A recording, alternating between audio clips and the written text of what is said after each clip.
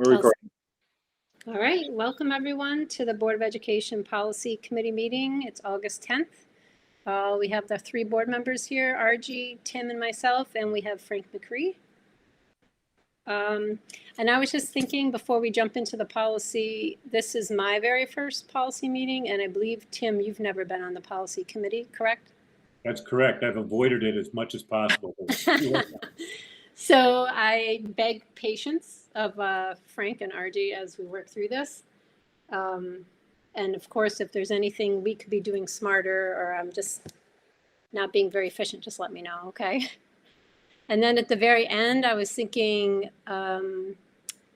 you could let us know, RG and Frank, if there's things that were in process that we can just put on our agenda for next month, if you happen to know of them. If not, we can figure that out later.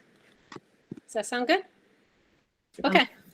So for this meeting, there's kind of like three groups of policies that were on the NYSBA update suggestions or things to look at. A couple of them kind of surround governing of the actual board meetings and board governance. So I thought we'd start with those.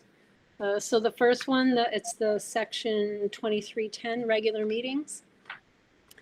And this is on NYSBA's list because there was amendments to New York State open meeting law surrounding video conferencing. And I think if I'm correct, right now we're operating kind of under COVID grace period laws that end August 16th maybe, or August 19th. I think we're actually operating under pre-COVID laws, you know, or guidance really from the Committee on Open Government about using video conferencing. But yes, there was a law change that is some confusion into all of this. Okay. I can try and take a crack at explaining it, or Frank, if you want to, feel free. But yeah, I think our practice hasn't really went back to to what it was beforehand. And so now I think schools are reorganizing back to that way too, because, you know, there are some very specific things that have to be done for video conferencing now, and always did. So I think that's kind of the change a little bit too. RG, do you want to? Yeah, I mean, my read of what NYSBA circulated and then the suggested policies is that there's sort of this pre-COVID, you know, how you can operate in terms of using video conferencing. And that is basically if you're going to video conference in, as long as the location where you are is open to the public, then you can participate as if you were there in person. Then there's this new change to 103-A, which allows for the use of video conferencing other than during declared, you know, state of emergency for, I forget what they call it, emergency or exceptional circumstances. And then you can use video conferencing to your location does not have to be open to the public, but for purposes of a quorum, if your location is not open to the public, you cannot count as one of the members establishing a quorum. Does that make sense? That's how I read it. So when I reviewed all these, my inclination was this is something that requires a board discussion on whether we think we have a need to use the new authority we were granted in the law. And I want to find the right words, extraordinary circumstances, to allow video conferencing under extraordinary circumstances. So that's the new sort of, we could definitely clean up our policy video conferencing. And I think we do need to make some tweaks specifically to clarify we announce our meetings if video conferencing is going to be used. But I think my take on it is we should probably have a discussion with the full board as to whether this is something we want to do. We don't have to do it. it's kind of up to us as to whether we want to have this extraordinary circumstances option to use video conferencing and not location where the person being video conferenced in has to make their location open to the public. RG, did you see anything anywhere in policies about video conferencing at all? Because I couldn't find anything. In our current policies, no. Yeah. So even at that point, I feel like we should at least have something documented on, how we use video conferencing. If we use it like as it was pre-COVID, because that should be there. Like if, say, I'm in Texas, right, or something like that, or the other one. Yeah, I think the component is we were used to being able to have video conferences whenever, right? Like for the emergency, like the executive order from the governor, yeah, it was basically, it doesn't have to be open to the public. You can meet remotely whenever you want, however you need to, right? That was during the governor's executive orders, but those have now expired. So, and I think the other thing, Tim, I think I explained to Trish earlier, I just think it's important is when you look at 2310 and you look at our 2310, there's some vast differences already. And some of those reasons is because what we found as we've been doing policy is the district hasn't stayed on its updates as well. So if it hasn't been, it was reviewed in 2003, and now we're reviewing again in 2023, they may have missed a couple revisions in the middle of that. And that's why you're seeing some very different changes. And when we were looking at these, they were vastly different in comparison in language. Well, can I just suggest that we go through these kind of chronologically? Because I just wanted to talk about the regular meetings agenda and then walk through those one by one. Yeah, I think that's what Trish had planned is we're on 2310 first. Yes. Yep. It seemed like we were jumped ahead. I jumped ahead. Sorry. Okay. I wanted to ask a question about this one. So, and it cross-references 2325. Okay, I get that. But on this one, they have crossed off, as their recommendation, they've crossed off some things that I don't fully comprehend. I'm looking now at, I guess it's the third paragraph after the annotation. Board members are permitted to participate in board meetings via video conferencing in accordance with state law. Any site where video conferences to take place must be open to the public. That got crossed off, eliminated.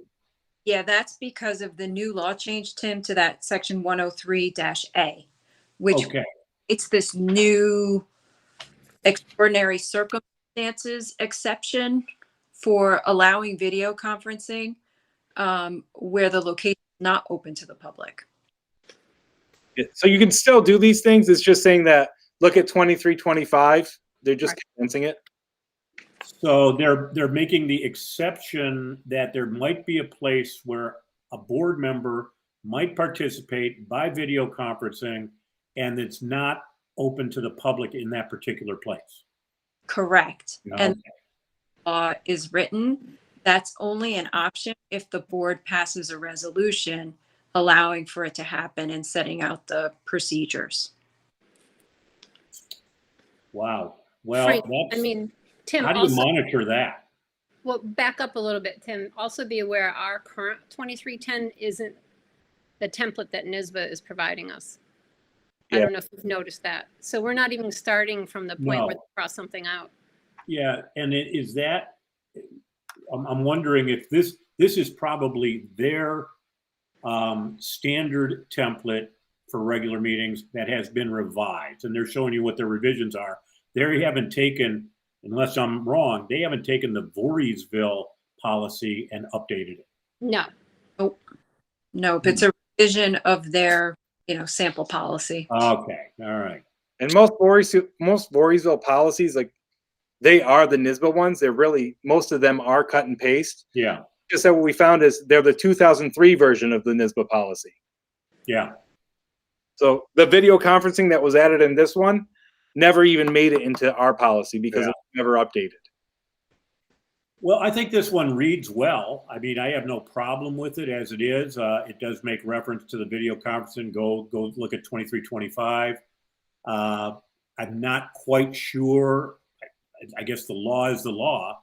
But if all of a sudden we're going to allow people to be in remote places where there's no public access, I don't even know how you monitor that. They'd have to sign an affidavit. Okay. Yes. So I got to say, anybody who's interested can come here. I remember you had to, if we had people who wanted to attend a meeting in the past remotely, they had to post a notice like you would for a typical board meeting.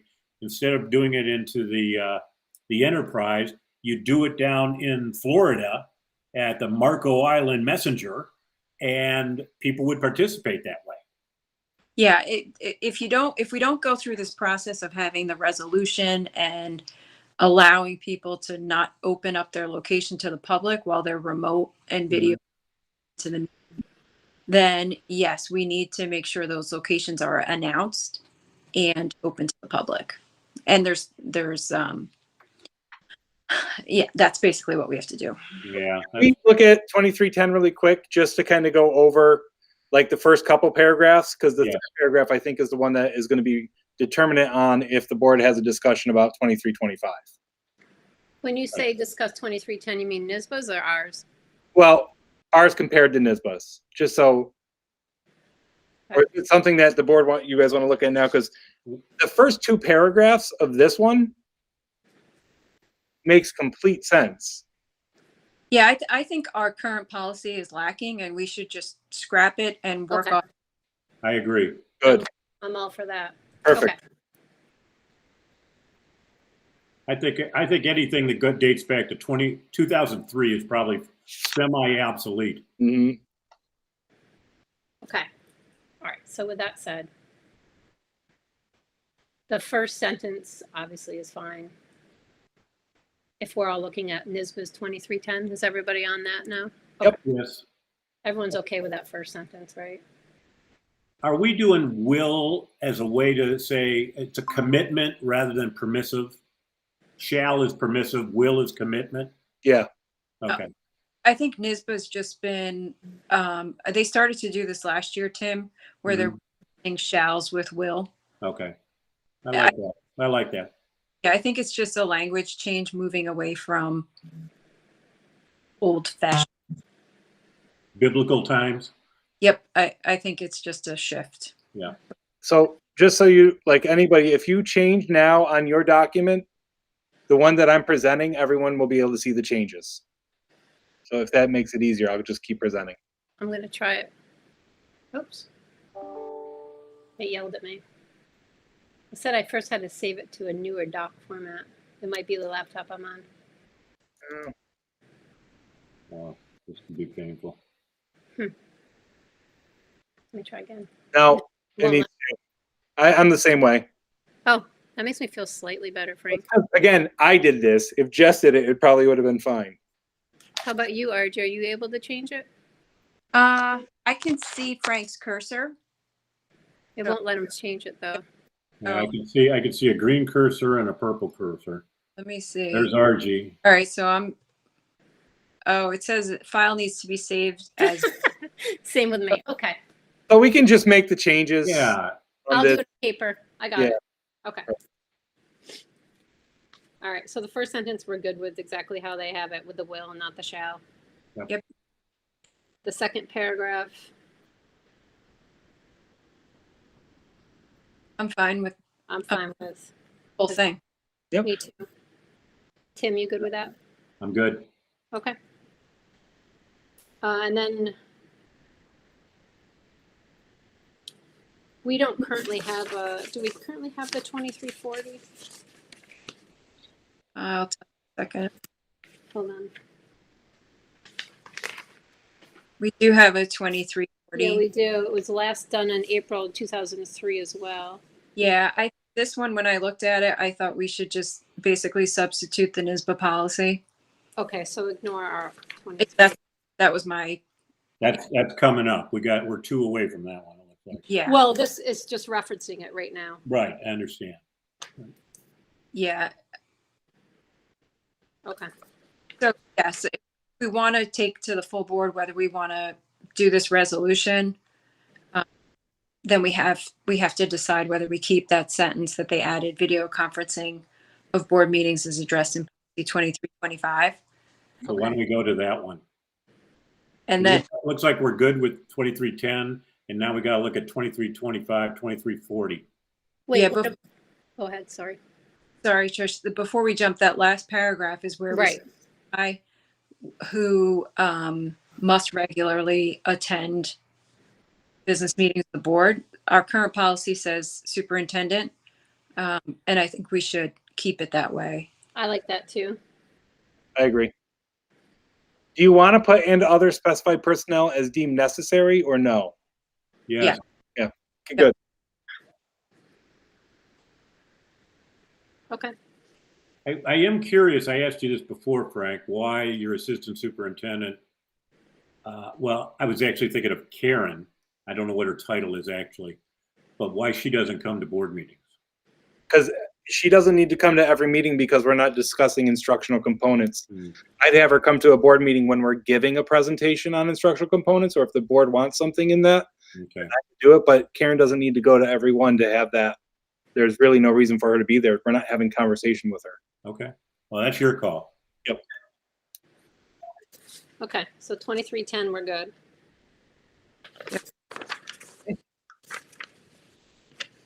Which one we going to next? Do we want to discuss 2325, or we're bringing that to the full board to see like how much time do we want to spend on it? I think we should discuss all of them and make our recommendation. Okay. Did it work with me presenting? Did people like that or no? Did it matter? It doesn't matter. I ended up having to print because. Yeah, I don't need it. I've got them all open. I've got it. Okay. Hold on. Then I won't present. So you got a whole lot of annotation here to explain why this is what it is. Right. Mhm. I guess overall, when I was trying to review this, I kept going back and forth on what they meant by, like at one point they make it sound like it's only under extraordinary circumstances, and the other places it says that board members should be given the opportunity to attend remotely if they need to, you know? So number one, video conferencing locations open to the public. Tim, Yeah. that's what you're talking about. That was the old law, right? Like the old regulation. Yes. We should have had that somewhere anyways, correct? Yeah. That is regulation. So number one, my recommendation would be look at it, but if it's what the law states, we should have that because it's what any board member could be able to do for anything. They've always had that pre-COVID. Number one reads, members of the Board of Education may attend board meetings by video conference, et cetera. Yep. Okay. That's when you were talking about if it's open to the public, appropriate public notice has been given. Yeah. Blah. Yeah.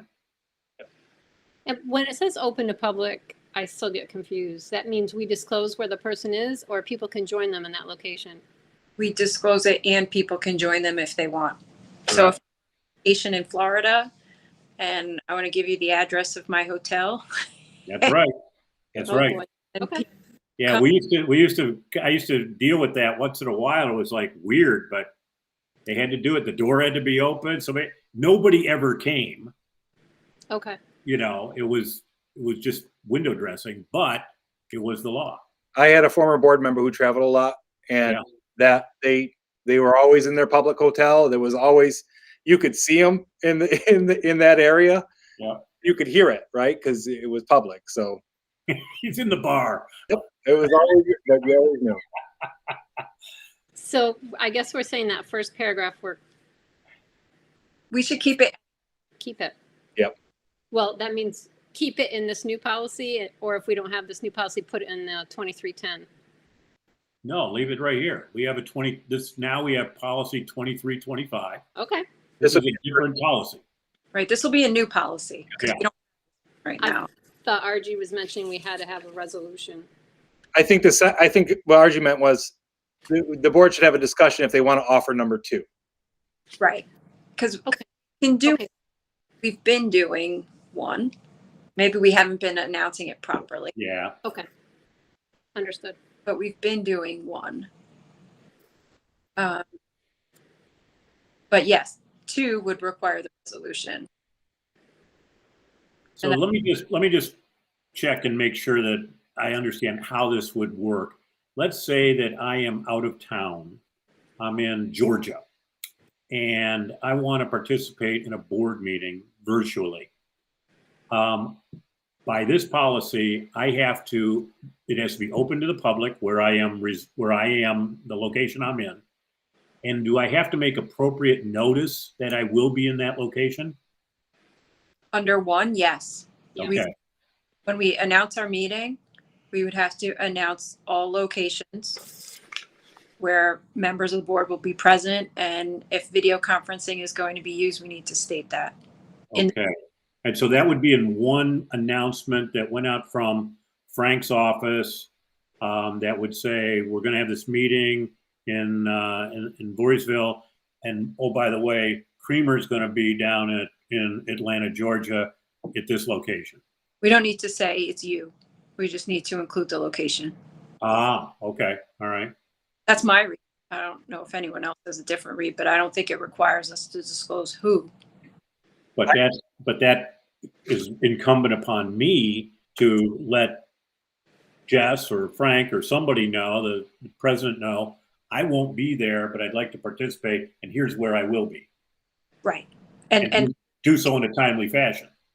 Right. And then you're going to have to make your location open to the public. Right. But if it's under 2, right, it doesn't require the location to be open to the public. Yeah. To be for some extraordinary circumstance, which we get to define. So let's say my kids have COVID and I have to be the caretaker, but I have the meeting that night and my wife isn't home and I still want to attend the meeting. You could, as a board, consider that to be an extraordinary circumstance. Correct. And we could spell that out. We could also include as an extraordinary circumstance, a work assignment that requires to be unavailable to participate in person, right? We could say that that's an extraordinary circumstance, like to address your board member situation.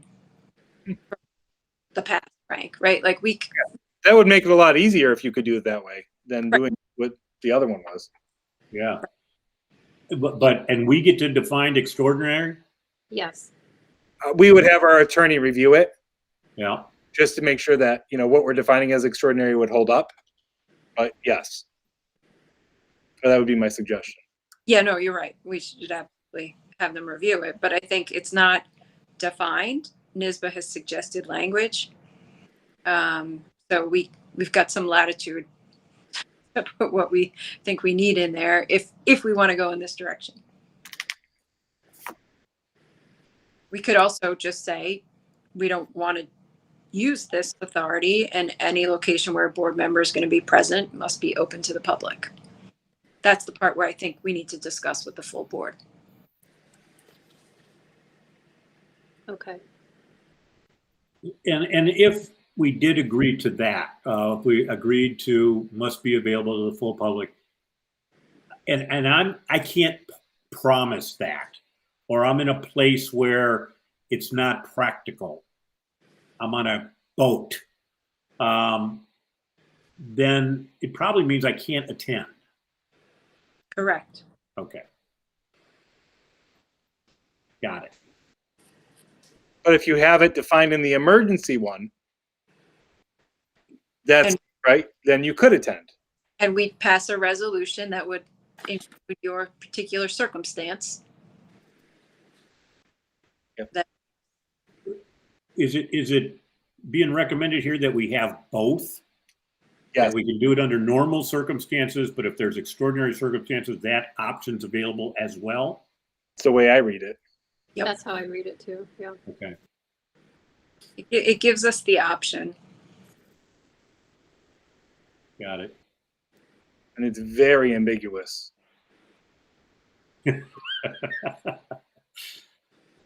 I mean, the other part with number 2, right, is if that happened and Tim's on the boat participating and it's not open to the public, he can participate, but he doesn't count as quorum. Ooh, yeah, okay. No, he does account as quorum. Maybe I read this wrong. It says do not count. We have a quorum already. Unless they're, yeah, we already have quorum in our primary location, Right. but if for some reason we didn't, Correct. we'd have to reschedule, I guess. Yeah, the only way Tim's presence on the boat could count towards the in-person quorum requirement would be if there was a declared state disaster emergency or local state. Okay. That's how I read it too. Yeah. So he could participate, Tim, you could be in the meeting discussions, you could vote, but you can't count towards quorum. Right. Yeah, well, And generally that's not an issue, but I mean. yeah, we have these meetings where we're looking to scrape together a quorum, usually for that 10-minute meeting in Frank's office or something like that. And if I'm on the boat, I'm not available for that. Mm. I have no problem in having this option available to us. And I guess as a board, culturally, I would like us to think we're not going to use this unless we really have to. Both 1 and 2. I'm getting a little confused now. So let's say back to Tim's example of the special meetings that we quickly do when we're all on video conference. How does this? We're not doing those anymore. We those we- go away? have not been announcing those properly. Yeah, those will no longer be done. I got you. So we'd have to have at least a quorum physically present at Frank's office or at the school. Okay. And how about with committee meetings? I mean, there's no quorum involved there anyway, but. No, look, I don't see anything with committee meetings where you couldn't have those be virtual. Right. Once in a blue moon, they mention committee meetings, but. RG, did you see anything about that? In here, give me a second to try and find it. It may have been in the notes though. Let me just, while we're talking, look at it. Right. It might have been. The top, in the jargon, under the gray, Yeah. second paragraph. Yeah. Yeah, and it's committee. Yeah, and it's committees, yeah. That's weird.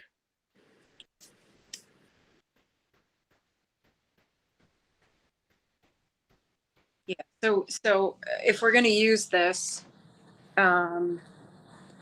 we can include language in our resolution to allow it for committees or subcommittees. Or we can have our,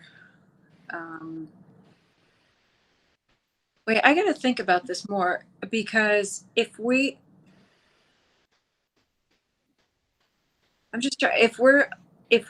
making this is where I have to go back to the Committee on Open Government's notes, because if we're posting the recording, allowing the public to listen or view, I don't know that this applies. Oh, because it's not live streaming? Other than regular board meetings. I got to take a look at that. That's, we might need further guidance on this from NISBA. RG, my questions go. Sorry, Tim. I'm looking at, I'm thinking of, let's say, the curriculum committee. You have people on staff sitting in their offices or in their homes at 3:30 in the afternoon. That's our normal approach of how we meet. So I think it kind of lends itself to number 1, but I don't think we're making any announcements as to where people are located. Well, I think committee meetings, they have to be open to the public, but if we're recording them and post it, as RG said, I think you're okay. But if not, and we have to change it, all we have to do is I can have it public up on my screen, my door open, and say, you can come in and observe it here. I can't foresee why you would have to have a committee meeting have subject to the same as a quorum. I agree. Right. Agreed. Yeah. We may be reading into it, but I do think we need some clarification about how this applies to committees. Do you want me to call NISBA or do you want me to call our school attorney? I would start with NISBA Yep. because If only somebody on this on this committee had a connection to call Jay Verona. I'm having dinner with him Monday night. I will be talking to him shortly, but Jessica Goldstein heads up the Jessica, policy. we contact all the time. Who do you call? Jessica. Yeah, Jessica. She heads up that policy department. Yeah, we talk to her all the time. Yeah, good. I'll reach out to her. Okay. And she'll probably either have an answer immediately or she'll say, "Let me talk to Jay and get back to you." I'm reaching out to Jessica based off of committees and understanding open meetings law and video conferencing, right? Yeah. Yeah, I think so. And how it might apply to section 1 and or 2. Or even if it does. I just Right. I'm still wondering if board committees without quorum, because they don't have power, like Right. Right. We're not voting. Right. I'm trying to put this in the context upon which why this law was changed.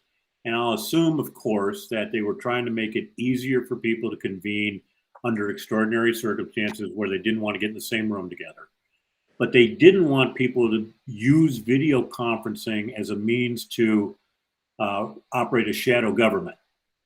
And, I think by the fact that you're noticing this, we're going to be live. Are we live or streaming? we're not streaming. We're here and I'm recording. I'm talking about when we're in a board meeting. Oh, we're live and I'm not streaming. We don't stream. I just record. Yeah, and so people are watching. They can watch us live. There's public access to our board meeting. No, they can. There's public access. So it's an open meeting. Yes. Yep. And I can watch it online if I want to. At a later time. Yep. Oh, at a later time. Okay. All right. Yeah, but I remember that's true for I remember reading something that if you're going to use, I think that's if you're 100% virtual, you have to allow the public to be able to have time to participate too. But that's not what this is anymore, right? Nope. Okay, never mind then. I don't need to add confusion. Well, you might need a little clarification, but as I see this recommendation, I'm fine with it. I think we've got to kind of define for ourselves what we believe are extraordinary circumstances, what's acceptable. So there is a list. Right. Yeah, and I don't have that attachment. Well, it's in this policy. They have them as disability, illness, caregiving responsibilities, or any other significant or unexpected factor or event which precludes the member's physical attendance. Right. So that could include. But they say that resolution is attached to this policy as an exhibit. Maybe that's different. That's a resolution. Okay, never mind. Yeah, resolution. I have it here. If you click on the link that's in the body of the policy itself, it will bring you to the Committee on Open Government. Uh-huh. And there's questions and answers, chapter 56 of the laws of 2022. Yeah. In that they have the procedures for video conferencing, the resolution that's in it. So it does have all of those. Okay. All the ones that are listed there. Well, it has everything you're supposed to do.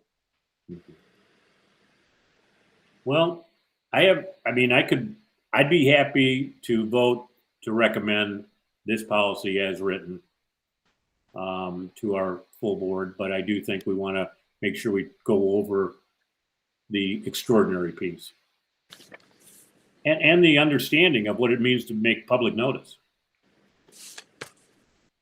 May I ask a clarification question just on procedure for the next board meeting? Would this one be a discussion item, or are we going to do a first read? And then have the discussion on the first read after that? Do we leave it as a discussion and then we have to do a first read later after we revise it? Or do we bring the whole NISBA thing up as a first read, have a discussion about video conferencing, and if they want to do a resolution, and then go back afterwards and make their changes? This Or we just do thing discussion? we said seems more efficient. But RG, what is your experience? I think we're okay to do it as a first read. I agree. Or, until we get this resolution in place, we still have to have all of our locations open to the public. Which is how we've been operating, although we haven't announced it properly. But I think it's okay to get it on as a first read, but I think it requires discussion with the board to make sure that everybody's comfortable with the policy as drafted. Okay.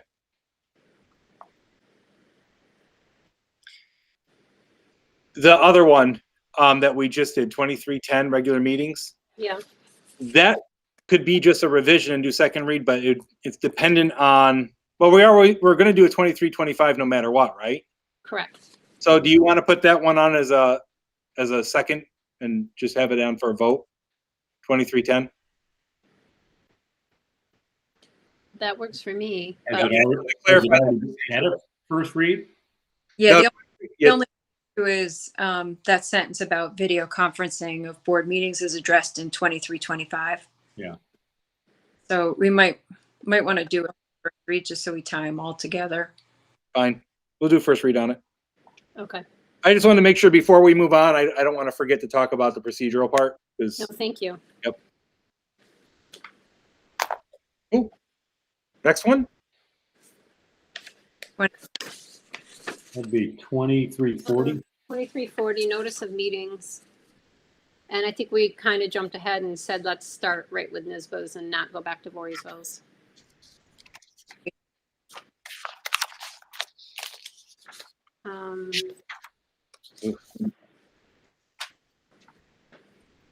So the first 3 paragraphs, they just kind of cleaned up the shall will thing. Yeah, I'm fine with the policy as drafted. The whole thing. Yep.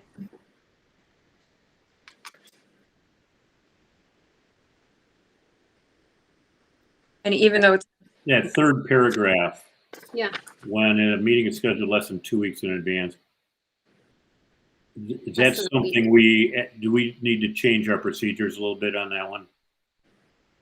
Less than a week in advance. Yes, it's less than a week. I mean, less than a week in advance. We usually announce all the time. Yeah. So not a problem. No, that's really not. Our procedure. We're good. and it's Make sure it's 72 hours. That's the number one. yeah, and the language is sort of vague, right? It says to the extent practicable. Like it's not hard and fast. I think we have some Right. there. Okay. I have one quick, I'm sorry, look at me, I'm going to add problems. If video conferencing under extraordinary circumstances that's in there, that again, that would be a first read, right, for this one? Because it would all be dependent on what we do with that, correct? Yeah. That's how I would do it. Okay. There's other conditional language in there too about if we're streaming live, but I would keep all that in because, as we move forward, we may decide that that's something we want to do or we have the technology to support it. So I would just leave all of this in there. Okay. So my other question is regarding the change of the time that you have to get the agenda out. I don't know if we have that anywhere written, but it now changed from 24 hours to 48 hours to public access. And we do have it open on board docs 48 hours in advance. But I just don't see that anywhere. I'm not That's sure. interesting. Yeah. I believe it's in the law, Frank. And we've had this conversation with Jess, I think maybe in the last policy meeting, where she said that she has it set up with clocks where she just sets a clock and then Yep. it's live. As long as it's in law, we don't need it in policy, so we're fine. Yeah, but I think it doesn't hurt to put it in. Kind of where I was thinking, right? Just to be a little bit more, because people don't know the law, so they might have a question on it. Yeah, Like somewhere like 48-hour access to the agendas will be there prior to a meeting, except for extraordinary circumstances. let's see. If that's what our practice is, there's no problem putting it in there. Let's- Frank, I feel like this was in one of the leftover policies that we talked about in the last meeting. Okay. Because there was something in there. I know we discussed it with Jess, and she was on the call. It may have been in the last policy meeting.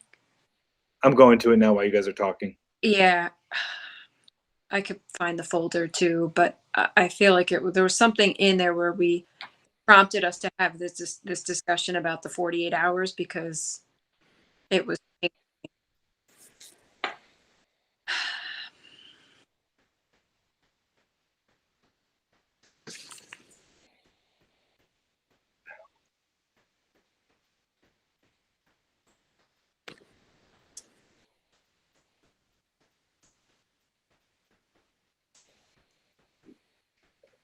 You want me to look too? Yeah, it might be faster. We can look later and then get back to the group afterwards. Yeah, the only sticky part about, well, I have no problem with adding language that NISBA doesn't recommend at all, but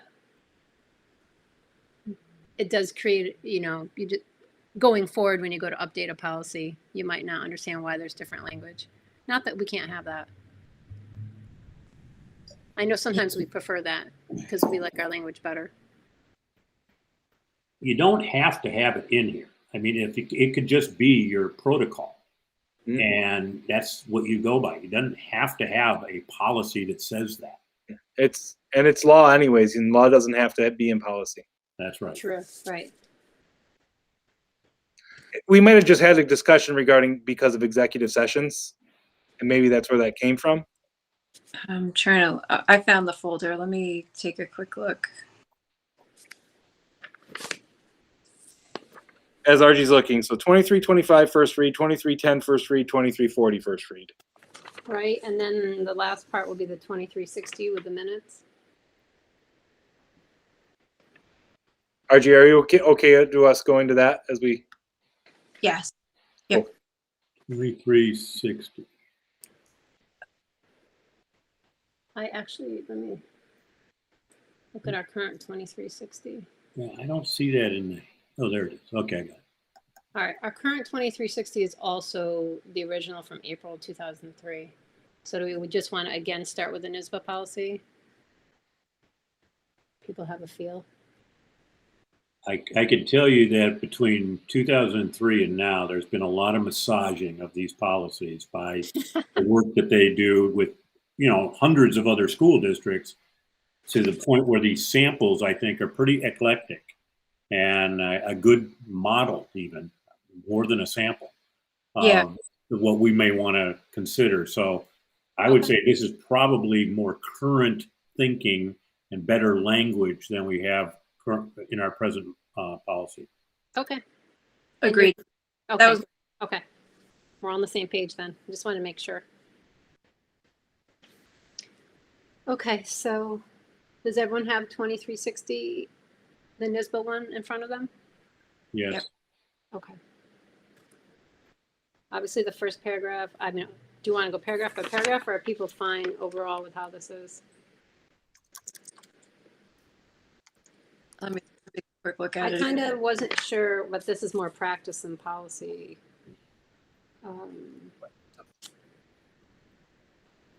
Oh wait, this is minutes. Never mind. There's the 2 weeks thing with executive sessions. No, within 1 week of the minutes. The second paragraph, the minutes will constitute the official record of proceedings of the board and will be open to public inspection within 1 week of executive sessions and within 2 weeks of all other meetings. And I'm not sure if that's what we're doing currently. That was my question on this one was, we don't currently do this.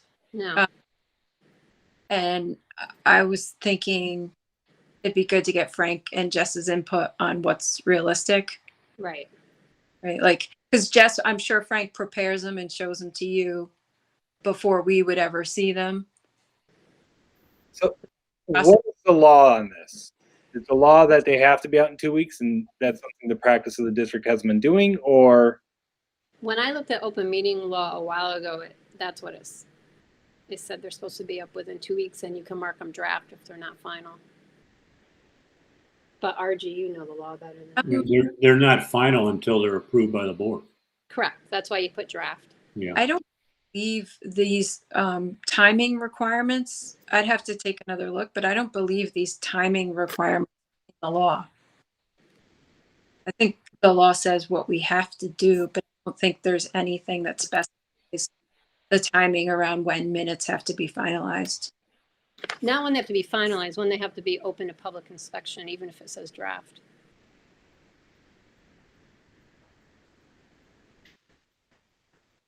That is my question. I don't know that answer. Right? Because we've been doing the policy of doing it and then posting it on our agenda and then approving. Right, but we're not posting, we're not currently within these timeframes posting draft No. minutes. No. Right, because even when we announce our agenda, we don't include a link to the draft minutes. Yeah, so I think we have to change that practice.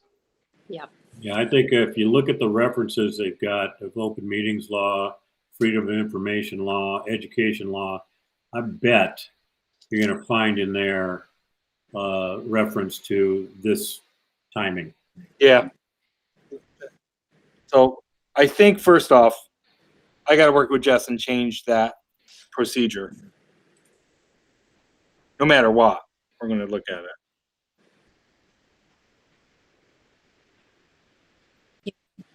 Let me look at the education law 2121.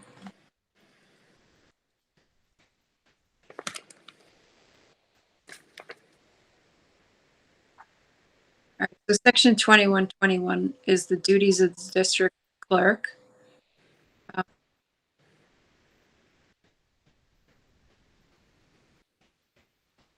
Probably the freedom of information law, public officers laws, subsection 84. Yeah, that's like 84, and that's the series law. So it's not in the education. No, But it's probably in either open meetings or freedom of information. yeah. Well, we don't have to make that decision right at the moment, but I would say if we can, Frank, you and Jess have a conversation, say, hey, is it possible we could accommodate this timeline? Well, if it's legal, Well, if it's legal, then that you know the answer. it's a moot conversation, right? Right. At that point, it's like you're going to make it possible. Yeah. I think that's going to be the issue. After that, then let's have a conversation of can we do it in this time frame and does the board want it? But if it's legal to do it, Yeah. we're doing it. Okay. All right. Makes sense. I doubt if there's a whole lot of people waiting on the minutes from the meeting, but it'd be nice to conform with the law. All right. So public officers law 106 specifically addresses minutes. Mm-hmm.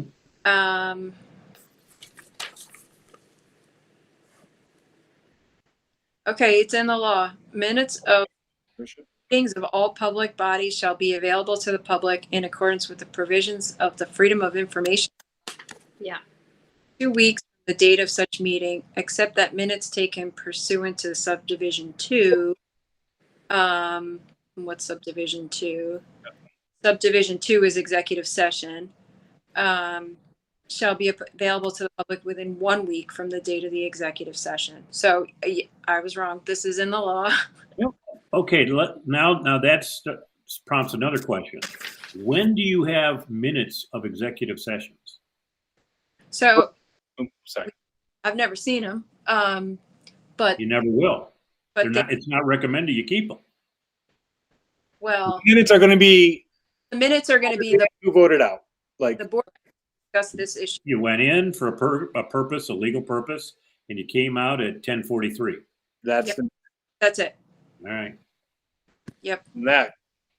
So the public knows that it happened, just for transparency.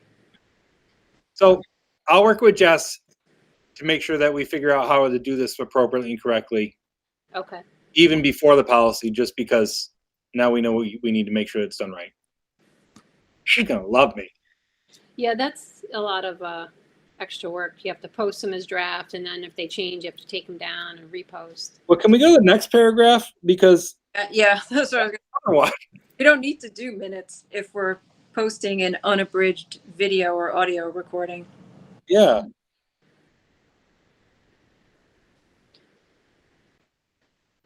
Right? Where's that? I think you have to have minutes. So it's Not everybody can have access to that recording. I think there's a need to have some record that will be set forth for permanent research. So I think the minutes are a given. You got to have minutes. So this is from section 106. Says, for purposes of this subdivision, minutes of the public place, and executive session. No, not for executive session. Just talks about public meetings, not executive session. For purposes of this subdivision, unabridged video recordings or unabridged audio recordings or unabridged written transcripts may be deemed to be meeting minutes. Nothing. Oh, Nice. nothing in this okay. require. Let me keep going. Nothing in this section shall require the creation of minutes if the public body would not otherwise take them. So All right. we don't have to do them if we're posting the recordings of the meeting. So maybe that's something we want to talk about. Or we could do it as is, right? We do exactly what we've been doing. Yeah. We post after the meeting, And boom, compliance, and then Jess does the minutes and posts them as part of the agenda. yeah, I mean, personally, having is a good idea, right? Because if I have a question about the board meeting, it's easier to just go to the minutes rather than watch a 2-hour meeting to find that point, right? So I'm not opposed to the minutes. It's just more work for Jess, and we need to be meeting the time limits. She does minutes anyways. Yeah. I mean, but at least we're in. I feel better knowing that we're in compliance by having the videos posted. That just. And the video is so much more complete than a set of minutes. Yeah. Okay. I mean, you know exactly what was said, by whom, in what context. Yeah. How So the board could just have a discussion saying, here's our practice. We're going to post the video up on a bridge video, and then the minutes will be approved and draft and part of the upcoming agenda 30 days later. I mean, that could be it. I think we're doing it pretty well just as is. Yeah. Good.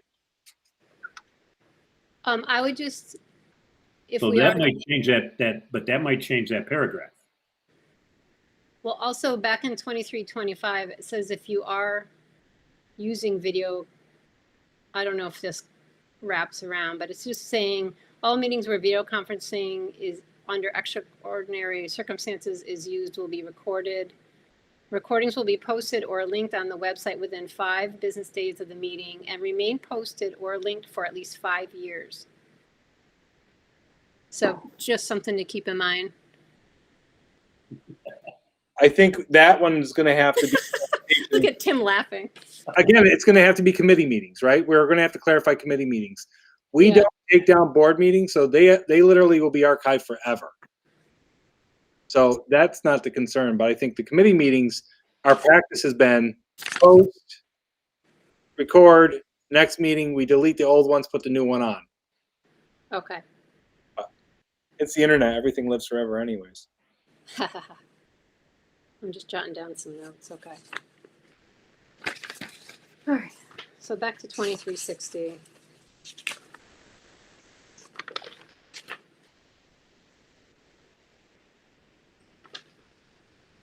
So do we just want to leave that paragraph as is, the way they have it written, because then we have the unabridged video audio and we know our practice is meeting the rules?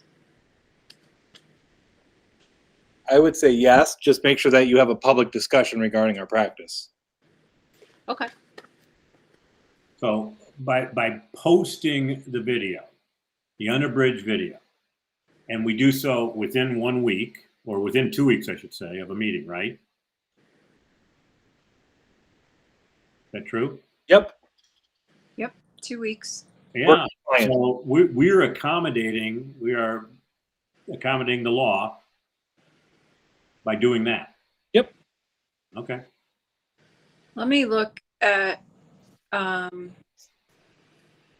so for executive session though, I think we still have to have minutes. Granted, they're not going to say much. So I record that beginning. That's true. That's true. You I could just don't post always that. record the exit, Okay. We got to record the entry and the exit. and we'd be fine.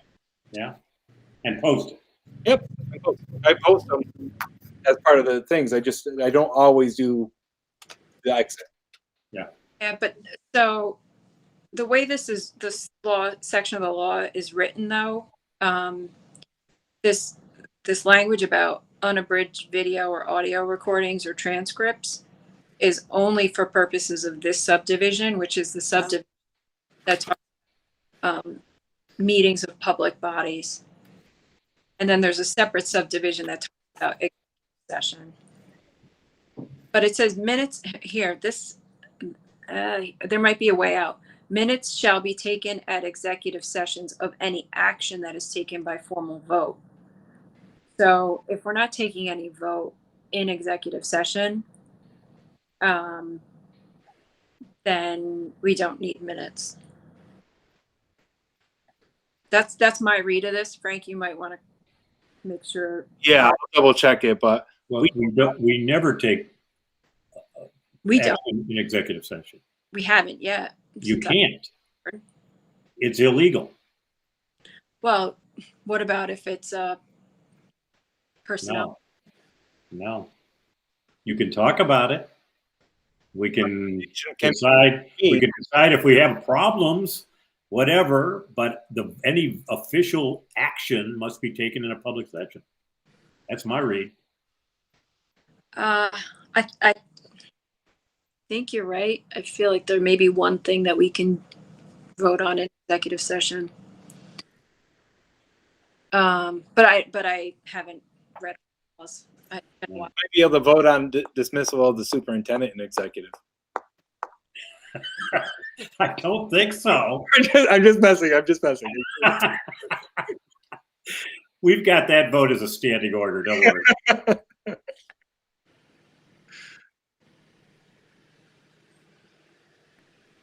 look section law.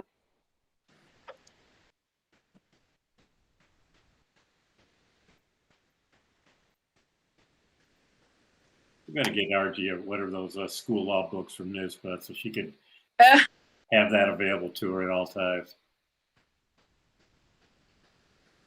No action by formal. No. So okay, here we go. A public body may conduct an executive session for the below enumerated purposes only, provided, however, that no action by formal vote shall be taken to appropriate public matters which will imperil the public safety if disclosed, any matter which may disclose the identity of a law enforcement agent or informer, relating to current or future investigation or prosecution of a criminal offense, which would imperil effective law enforcement if disclosed, discussions regarding proposed current litigation. So there's a whole list of things that are appropriate to discuss, but there's nothing, I think you're right, Tim, that you can't take a formal vote. Cannot. But I'm not an attorney, but I've been told by that attorneys a million times, you can't do that in executive session. You got to go outside and you got to take action in the public session. I was also always told that as well. Wonder why they even have it in there then. I feel like there's got to be some exception, I know. a public safety exception, but I'm not seeing it here. So Now we're talking about school law. There may be other public bodies that have a different executive session requirement. I don't know that, but I know as far as school law, school boards cannot take action in executive session. And you're reading from, I think, a public officers. public Yeah. office. But there's a section in the education law, I think, too.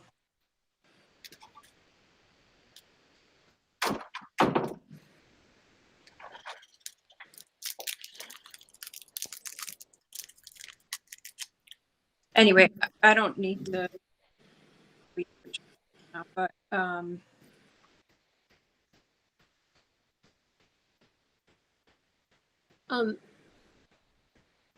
Not to back up, but what did we decide? The district clerk or board secretary will be responsible for taking the minutes and will present the draft minutes to the board president within blank number of days of the meeting. I think the district clerk, their designee, just to give ourselves some wiggle room. Like Jess was on vacation, Molly Riley took the minutes. Mm-hmm. And we should use the timeframes that are in the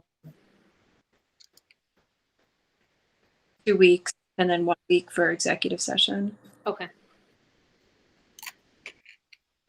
Unless it's an abridged video. well, the only option I think we have is to shorten those timelines, right? So if we want the minutes within a week or 2 days, but I'm not. Yeah, right. I'd leave it the way it is, and because you're probably going to post it earlier than that, but you're within the week, you're within the 2 weeks. So I would, Yeah. And I think the district secretary, district clerk, be responsible for taking the minutes, shall present the draft minutes to the board president within 2 weeks, 1 week, whatever that is. Yep. Okay, I agree. So the only situation I think where our current practice might cause a problem is if for some reason the video didn't work. Right. Right. Then we would fast forward and get minutes out quick. Yep, and we could always do the draft thing if that was the situation, or get them out. Right. Okay. So you'd have to actually, I guess, get them out as a draft because we don't approve them as a board until the next meeting. Okay. Does that sound all right, Frank? Yep. Okay. Yep.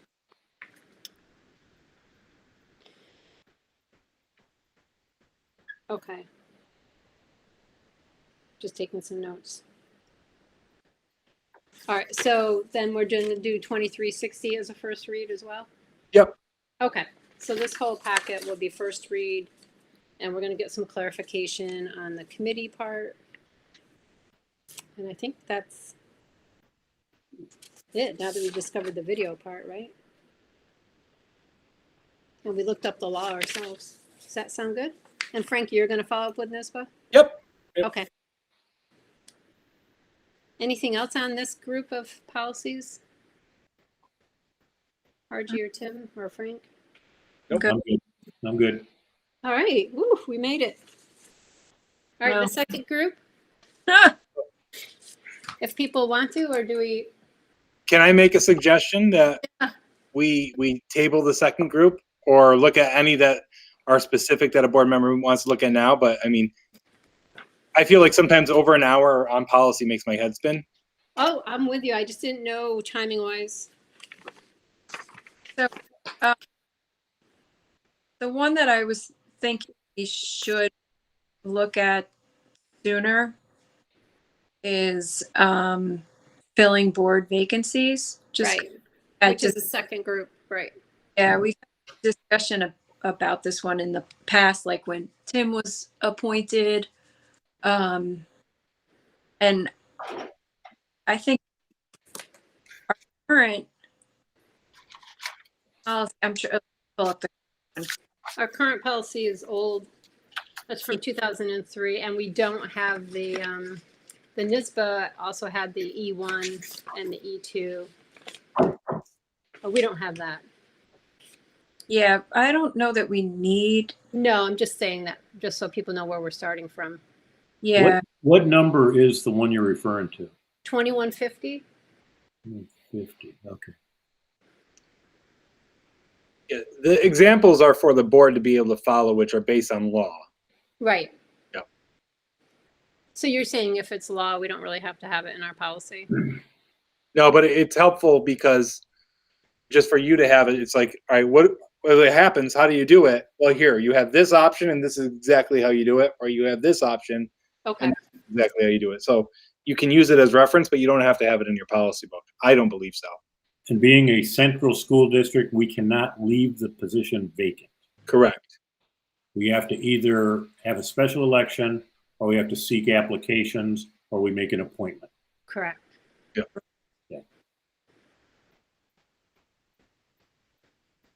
Right.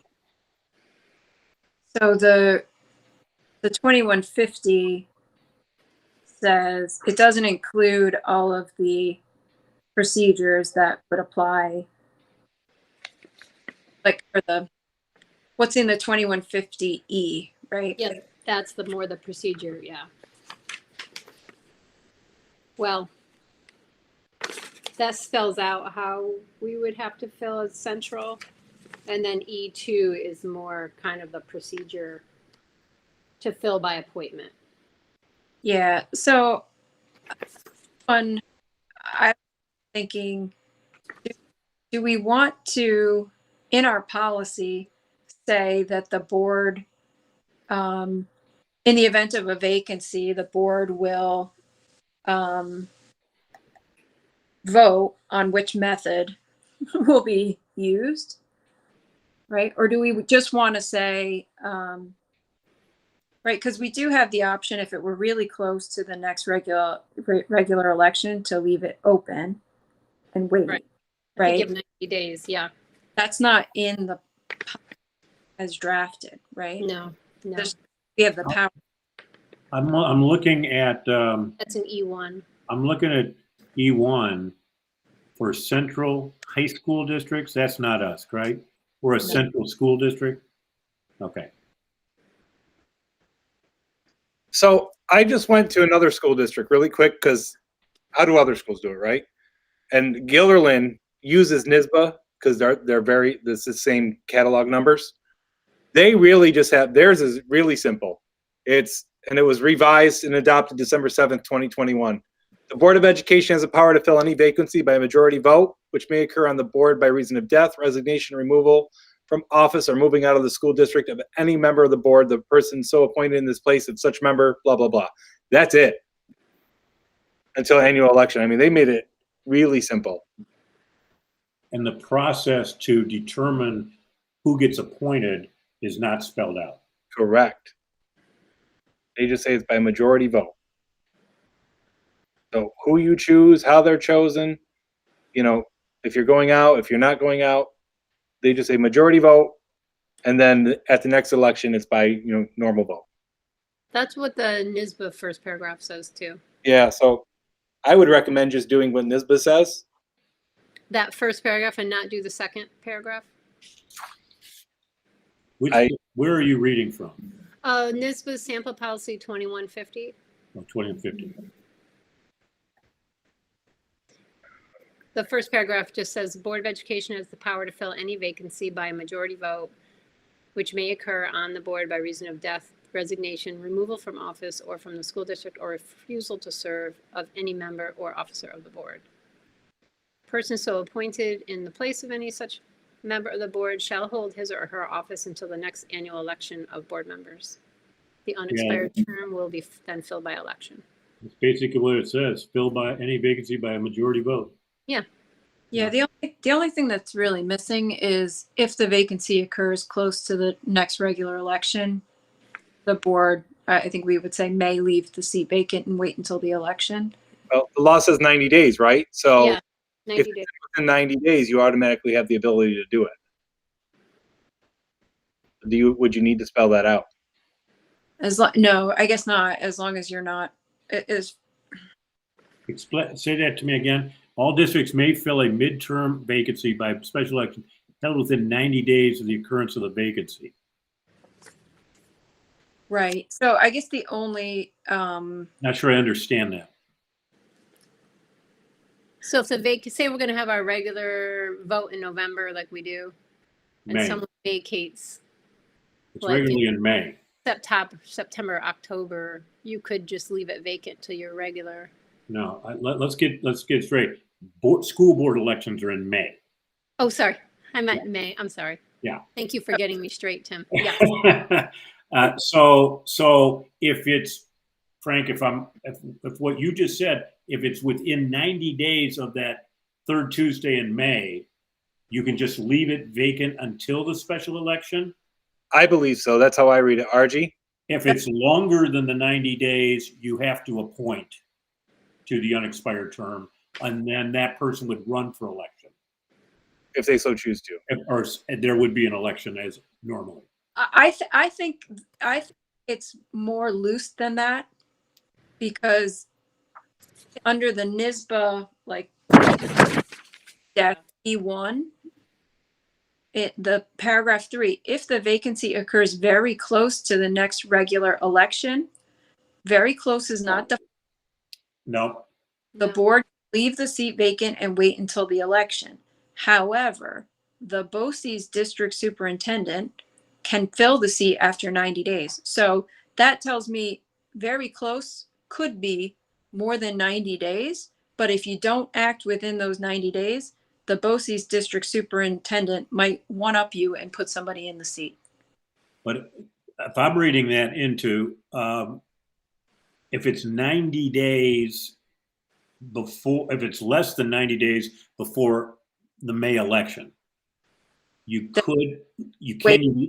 have to appoint somebody in anyway, No, even for that short period of time? Nope. No. Okay.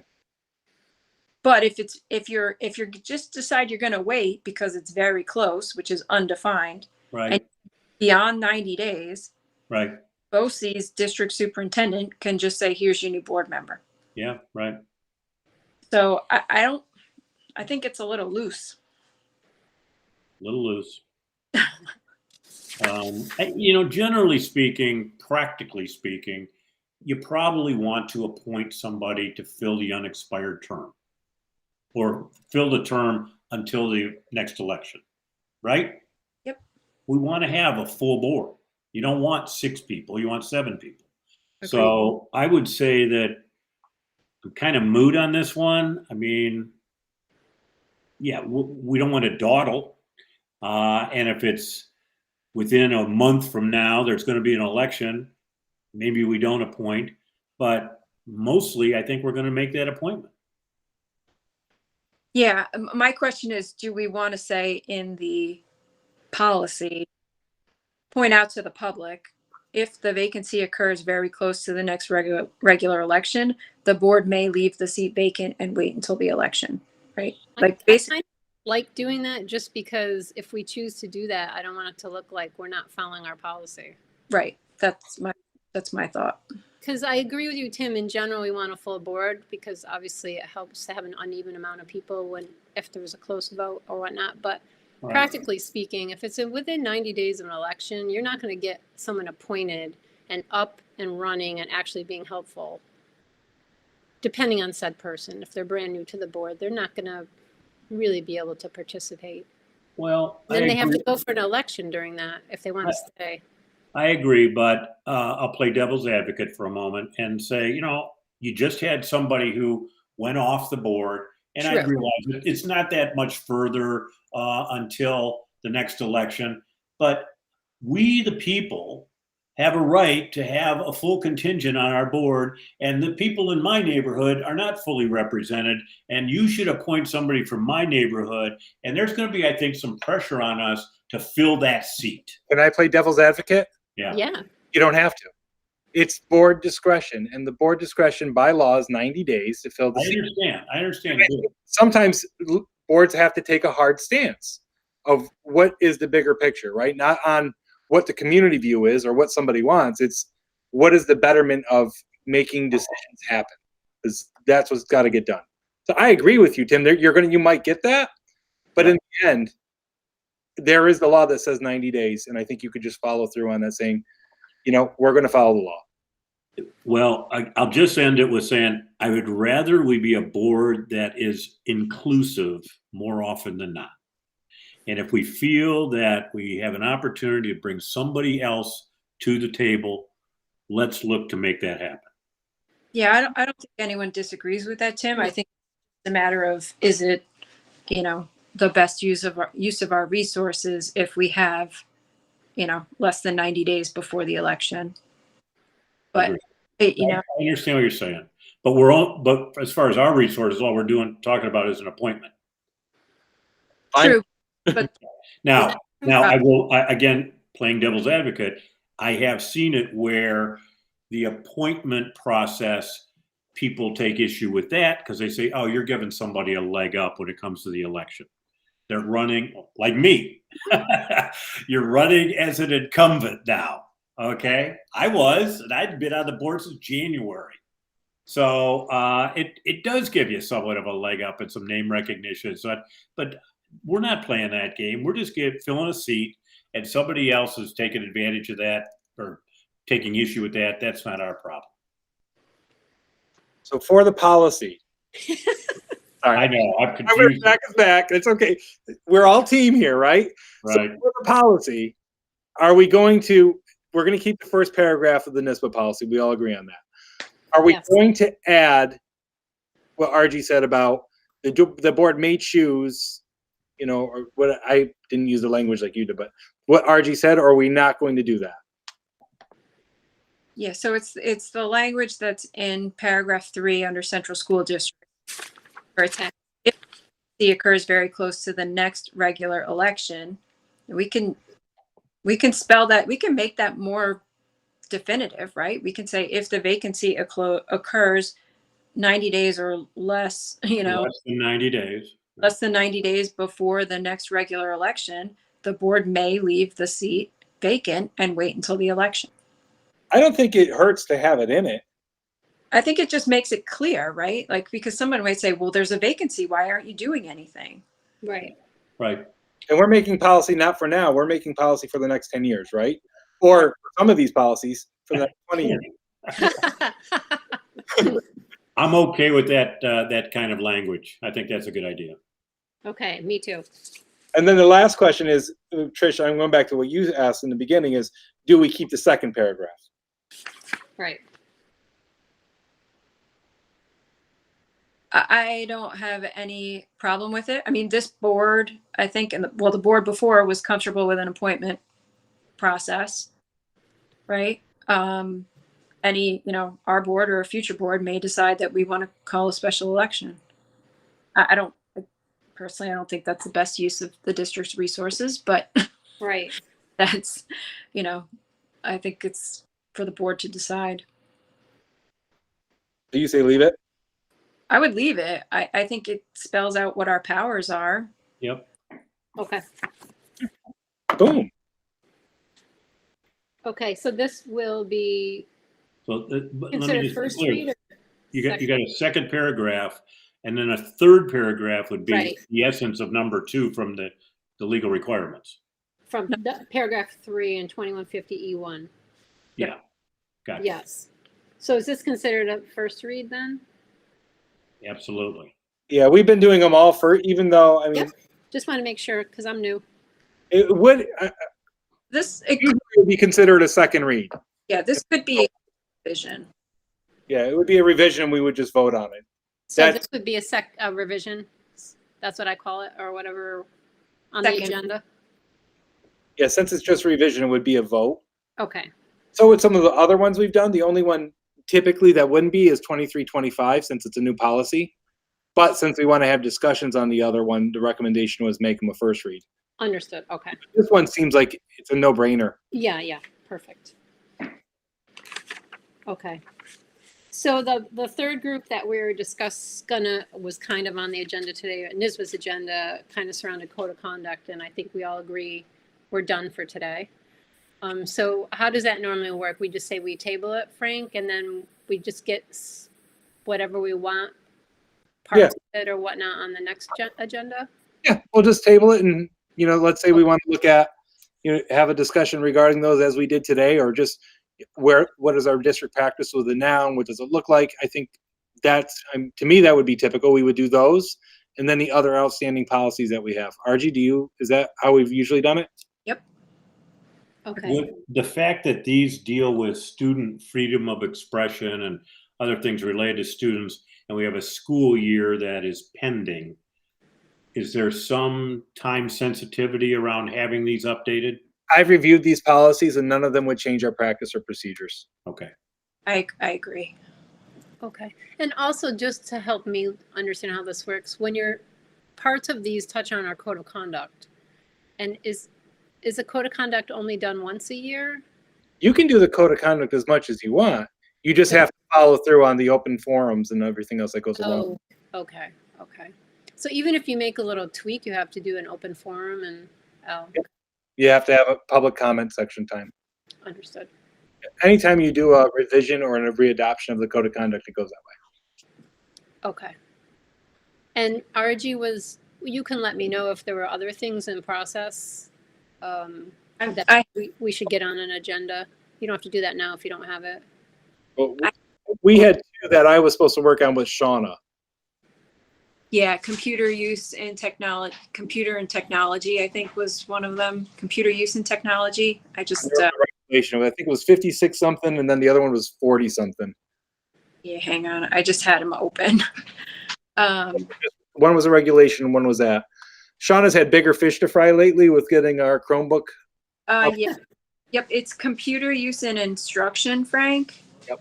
And then I don't think we resolved, did we finish students and personal electronic devices? What was the other half of that? I missed it. Students and personal electronic devices? I don't know. Did we? I don't recall. What, do you know what numbers they are? Yeah, so the computer use and instruction is 4526, and there's a regulation that goes along with it. Yep. And then we have 5695, which is students and personal electronic devices. I can't remember if we Oh, finished. those were the two. Those were exactly the two that we, because I wanted Shauna as the instructional integration specialist and tech to kind of look at those. So those were the two that need to be are outstanding. Okay. Yep. And those, we just need her input when she has time. Yeah, I want to get her input, and I also want to get the tech committee's input because that's also staff and administrators. So I'd rather just get people in practice having a little bit more input on that one. You'll let us know when they're ready to come to us. I am hopefully, I might have Shauna's by September, but definitely by October I'll be able to have everyone else's input. Okay.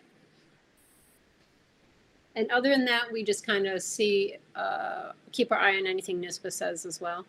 Yep. Is that how this works? Okay. And then the thing Rachel was, sorry, go ahead, Archie. I'm going to say the same thing you were going to say. Rachel was going through basically the entire annual looking for really old policies where we may have missed an update or it just needs a fresh look. Rachel was a beast when it came to that. It was very impressive. I think she read like policy at night before bed. Bye. Yeah, but the really old ones that we have done, and even that, if we find one that somebody says, all right, this one's from 2003, instead of us going through it to see if there was a revision, we'll contact NISBA, see if there's an update from 2003. Sometimes there's not. Sometimes Okay. exactly the same. And then we don't even have to waste the time going over it again. Yes. Okay. Got it. That's good. So Trish, it's that. And then also like as subjects come up in Right. board, looking back and reviewing our policies to make sure they're on point. Wasn't there a policy of some sort that came up during audit? Something to do with the health. There's something like there was always an exception because there was not notification, but you really can't get notification. Was it the out of school, the districts out of our district charging us? I'm thinking that the one you're thinking of was resolved. Okay. Okay.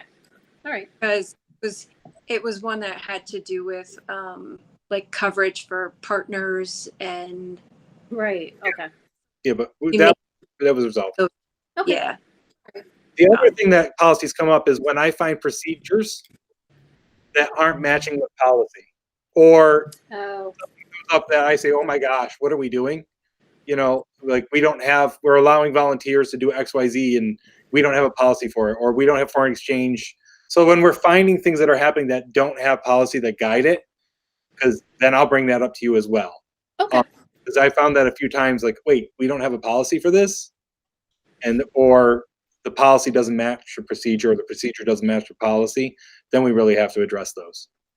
All right. I think I'm catching on quick as to how to do this. Thank Thanks, you for Chris. helping. And I can work with Rachel once she's back and able to have time to get me on board with how she would look at old policies. So I'll do that too behind the scenes. Tim, are you all set? You feel like you All set. got an idea what we're doing here? All right. I do. Thank Is you. everyone good? Good job. It was a very good first meeting. You're very Yeah. kind, Frank. So Frank, from this, I guess I can just talk to you about how we, like, do you give this stuff to Jess or do I give my notice to you and then you update, give it to You Jess? would give them to Jess and CC Okay. me. Okay, got it. All right. Yep. I'll attempt to do that too then. Yeah, usually we don't even really need to because Jess is here taking them. Oh, okay. I got it. Okay. I'm good then if everyone else is. Great. All right. Thank you. Take care, Bye. everybody. Thank you, Bye, everyone. Have a good night. You too.